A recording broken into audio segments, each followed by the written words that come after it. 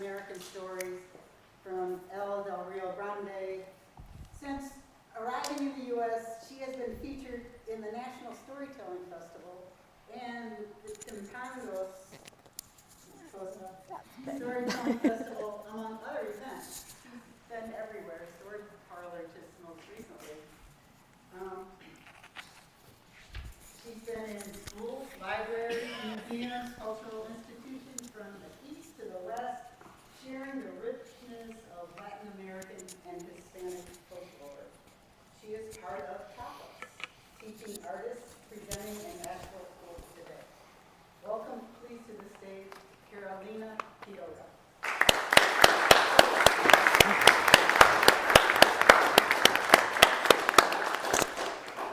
Well, how are you feeling today? It's going amazing, right? Let me turn this on. Hello. There we are. Yes. I'm so honored to be here today and be able to share the stage with such amazing poets, Amy, Quinn, and, well, the two ladies here that honor us with their play. I wanted to say, because you guys mentioned about the hurricane, and we thought it was over. We live up in Black Mountain, Highway 9, way up, and this past ice rain, it was like a mini Helene for us. So yeah, yesterday we lost power, and then again, and then a neighbor passes by and asks, "So are you ready to sell your house?" And we're like, yeah, because we lost our driveway. Our road is still in really, really bad shape. But despite all that, what you guys said is so important that I never felt before the power of a community. I never felt it before. I'm a very private person. Sometimes my husband it is too. And I never felt it before. And it was, that's why when I said we're kind of this close is because we got to meet our neighbors, and that was one of the most transformational things, like really a show of love. You don't know them, but they are there for you. So that's love, right? Well, talking about love, I thought I could share with you a couple of stories. The first one is a personal story, and it goes like this. When I came to Johnson City, Tennessee in 2012, my plan was simple: get a degree and head out. This was not my land of dreams. Neither did I come to make any long-lasting relationships. This was more like a business trip. Right. Well, the first year and a half went according to the plan. I met very nice people who were delighted to meet or to have a foreign amiga because it made them so international. Especially because this amiga came from a notoriously dangerous world, Colombia, the land of cartels, drugs, and wars. How is it, Carolina? Are the cartels still flooding the streets? Are they bombing everywhere? Are you carrying any drugs? This was the one time when I wish people didn't know where my country was on the map. And that happened very often too. Fast forward to September 2013. I was tying loose ends. My graduation was coming up in December, then home for Navidad. Nothing was tying me to this land of tall, translucent gringos. I was ready to leave. Now, I had been working on my capstone project for weeks, and I was exhausted. And one Sunday afternoon, on a phone conversation with my papi, he said, "¿Por qué no sales? Why don't you go out, meet a friend, exercise?" Now, those words, in any other papi's or parents' words, sound reasonable, but not on my papi's. My papi, my father, is the biggest nerd. His life revolves around his work and his studies. The guy is 76 and still teaches at a college. He holds 2 master's degrees, one in astrophysics. and a PhD in something important. I mean, for him, time means money. He is a massive workaholic. So when he said that, I felt the heavens had spoken, and I must obey. So I put on my fall leather jacket, which made me look like a Latina James Dean, because at the time my hair was very short. And I went to the pool at the university gym.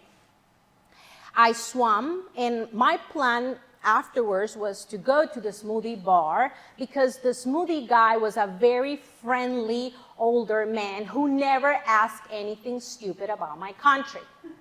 So I thought I will be following what the heavens instructed. I exercised and I talked to a friend. But what a surprise it was when I saw that my friend was not at the smoothie bar. Instead, there was this tall, tanned dude with long hair. I was shocked. I don't like sudden changes in my routine, in my plans. If I go to a restaurant, I sit in the same place, I order the same thing. But I forced myself to stay. Now, before me, there was another customer, a gringo, who couldn't make up his mind on what he wanted to order. I knew what I wanted. After a couple of minutes of my annoying and impatient look, the other customer turned around and said, why don't you go first? Thank you. Can I have a strawberry banana smoothie, medium size, with oat milk? Gracias.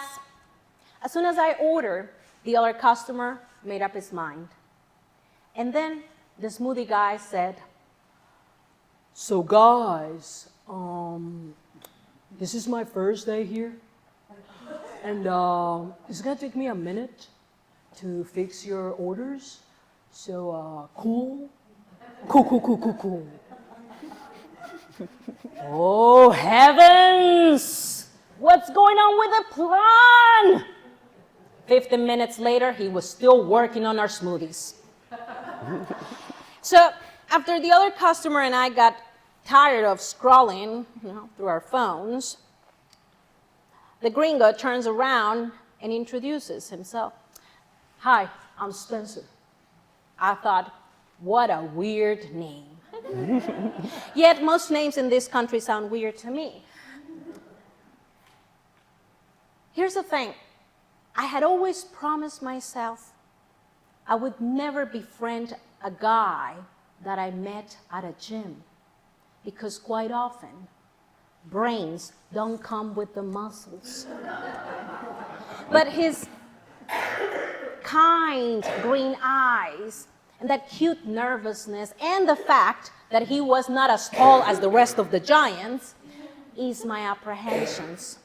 So I said, hi, I'm Carolina, I'm from Colombia, that's spelled with 2 O's, that's in South America. I came to do a master's in storytelling, blah, blah, blah, blah. I unfolded my whole foreign international student script. Eventually, we got our smoothies, and before we walked separate ways, we had exchanged phones. Nothing extraordinary, like I said, everybody loves having an international amiga. I get it, it's so progressive. A week later, I got a text message. Hi, this is Spencer from the gym, blah, blah, blah. Would you like to go out for dinner sometime? It was Friday night. I was hungry, had no plans, was a little tired. I said, where? At the country club. I had no idea what a country club is. In my head, it was just the name of an average restaurant. So I said, sure. Now here's the thing. Since I didn't know what kind of human this Spencer guy was, all I remember was that he was doing a master's in social work. I decided to take some precautions. I had been watching Law & Order, Special Victims Unit, all seasons, and I was aware that this is a very dangerous country too. Also, I had just found out, just a couple months before, from a friend that I was living on the same street where a serial killer had been apprehended a couple years back. That's another story. So I declined the invitation of him picking me up and finding out where I live. So I texted, let's meet downtown. I drive a brown Jeep and I will follow you from there. So that's what happened. We met downtown and I followed him in my very busted brown Jeep. And I followed him through these very sketchy neighborhoods. And I had been warned to be very careful going through certain places in Johnson City. And then eventually we found ourselves driving through this long, narrow road with a thick forest on one side and a golf course on the other. And I thought to myself, either we're going to a very fancy restaurant or I'm about to be murdered. Episode 23, season 4.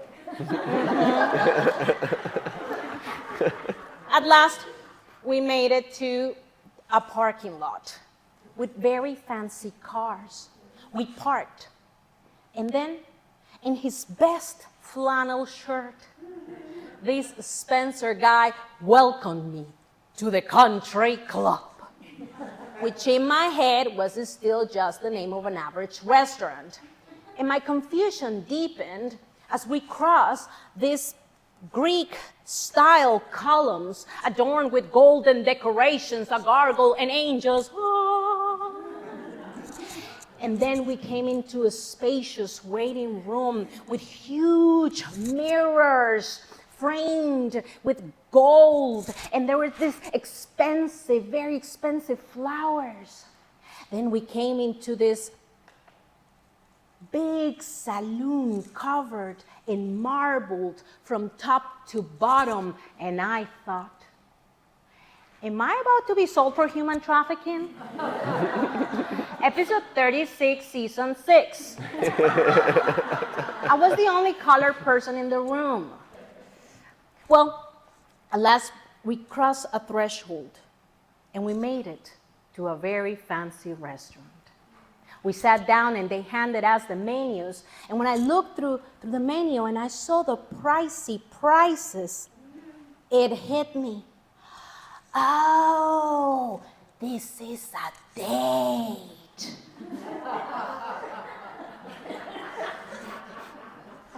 And as he asked me questions about myself, I knew it. He likes me. Fortunately, he avoided all those tricky questions about my country, and that's when I knew those muscles had brains. After that, after we had the meal, we went for a walk around the country club. He wanted to show me the country club, which he was not a member of, because he's a social worker. But his Mima was. And as we're walking, we see this country club people looking at us like, there's something wrong with this picture. A Latina, likely a Mexican, with a hillbilly? Where is this country going to? Oh. Well, yeah, it does happen. I heard it before, for sure. Well, after that, we went to many dates. Less expensive, more adventurous. But I remained doubtful about the future of this relationship. Because like I told you, I had a plan. I graduated in December 2013. Spencer attended my graduation. A week later, I went back home to Colombia. And a month after, Spencer came, visited, met my parents, and we've been together in love ever since. Thank you.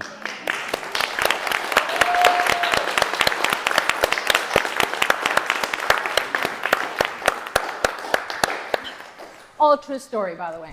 Yeah, I didn't make anything up. I was thinking about sharing with you a fairy tale This is a story that I heard. I first heard this story from a Colombian storyteller. His name is Nicolás Buenaventura. But after researching, I found out the story likely comes from the Middle East, right? So he made some adaptations, and I decided to make other adaptations to make it more modern. And this story is called The Three Suitors. Once, there was an old man who had an only daughter, and he was very afraid that he would pass away and leave his daughter an orphan.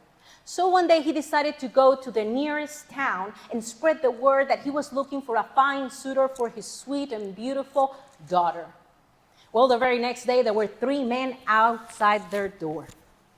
When the old man asked the first suitor to come in, and he sat down, the young man said, "Señor, if you let me marry your daughter, I'll promise you that I will devote myself to her. But if you don't let me, I will hang myself from the highest tower, and I will die." The old man wasn't shocked, so he said, "Gracias, gracias, gracias. Adios, bye-bye. Siguiente, next one." When the second suitor came in and sat down, he said to the old man, "Señor, if you give me your daughter's hand in marriage, I'll promise you that I will give her anything she wants. But if you don't let me, I will stab myself with this knife until I die." Gracias, adios. Siguiente, next one. When the third suitor came into the house, sat down, he said to the old man, "Señor, if you give me your daughter to be my wife, I'll promise you that I will give you anything you want. Just name it. But if you don't let me, I will tie around my waist heavy rocks, and I will sink into the deepest part of the ocean, and I will drown." Well, of course, the poor old man didn't know what to do. I mean, if he chose one, the other 2 were going to commit suicide. That was terrible. But you know how life is. Sometimes when you are not able to make a decision, life makes it for you. So that night, the girl died. Well, the next day, the old man and the 3 suitors went to bury the girl. And after the ceremony, the old man went back home to grieve. And then the first suitor, the one who promised to devote himself to her, removed his clothes and laid on top of the grave, perhaps waiting for death to take him away. The second suitor, the one who promised to give the girl anything she wanted, sat by the grave, and he cried, and from his tears, a river was created. Yet the third suitor, the one who promised the old man to give anything, whatever he wanted, decided not to give up. He decided that he was going to find a way to bring that girl back to life. So off he went into a journey. He went through many, many towns without finding anything, until one night, while he was staying at a local inn at a random town, there was no other customers, and he went downstairs to the kitchen. And the owner of the inn was there. She was cooking. And she had a baby in a cradle. And the woman was trying to cut some carrots, and the baby was wah, wah, wah. And the woman was trying to cut some garlic, but the baby was wah, wah, wah. And the woman was trying to cut some onions, but the baby was wah, wah. Oh, the woman was trying to cut some celery, but the baby was wah, wah. Oh, she couldn't handle it anymore. She grabbed that baby and threw him into the fire. Tough love, I guess. Well, the man reacted just the way you did. And she said, "Do you want to see how I bring back to life my baby?" "Extinguish the fire and bring my baby's bones to the cradle, and then you'll see how I bring back to life my baby."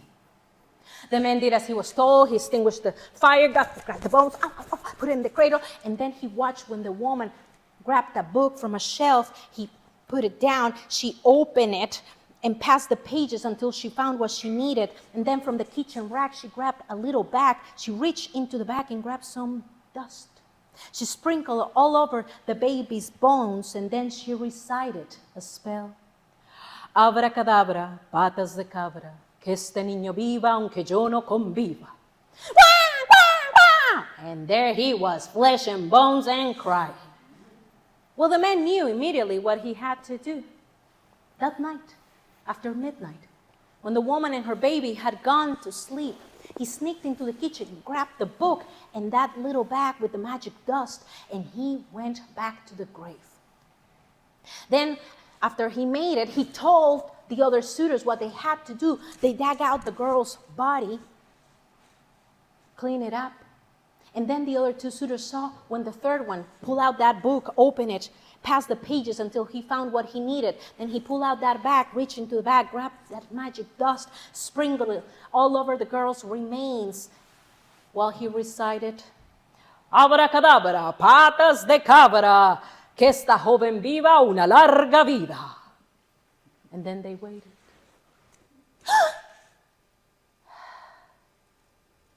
And there she was, flesh and bones and alive. But now the question is, what will she do? Will she pick one of the suitors? Who votes that she picks number 2? The one who promised to give her anything she wanted, wink, wink. And when she died, he sat by the grave, cried, and from his tears, a river was created. Who votes for number 2? We got 1. Is the 2, 3, 4. God, is the first time someone votes for number 2. Never in my life had ever, no one. There's always a first time, yes. Well, here's the thing. The story tells us that she did not choose number 2. Not because he was crying, because I personally believe men are allowed to have feelings. We should. If you want to cry, if you want to yell, just do it. But that's not the reason. It's because the love of a child, which is his love, was the love of a child. When he or she loses something, they will cry powerless because they don't know what to do, right? Well, let's see. Who votes that the girl chose suitor number 3? You know, the one who went on a journey to find, bring the girl back to life? All right. So this is a culture that loves heroes. That's why you have so many Hollywood, Marvel heroes and superheroes everywhere. She didn't choose him. The story tells us that his love was the love of a parent. And, love of a parent, which is a parent will do anything in his or her power for their children, even defying the laws of life. That girl was dead.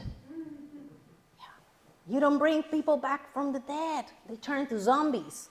Well, this is an exception.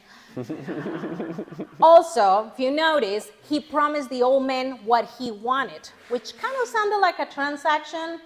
It was okay in the old times, but not so much in these times, right? The story says that she chose number 1 because his love was the love of a lover.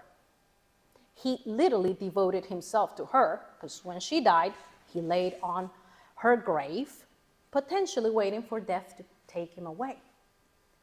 But I disagree with this story.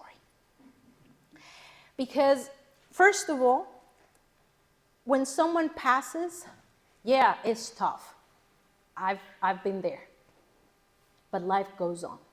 No matter how much you devoted yourself to that person or to that relationship, life goes on.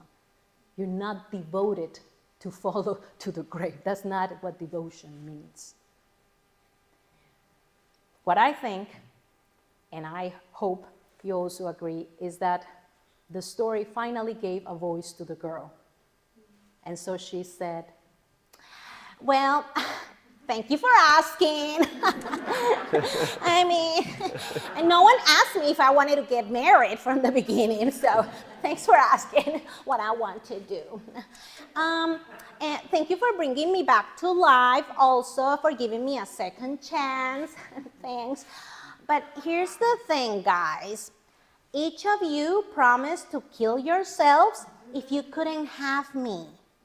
And I don't think that's healthy. So, I'm gonna choose myself. Thank you.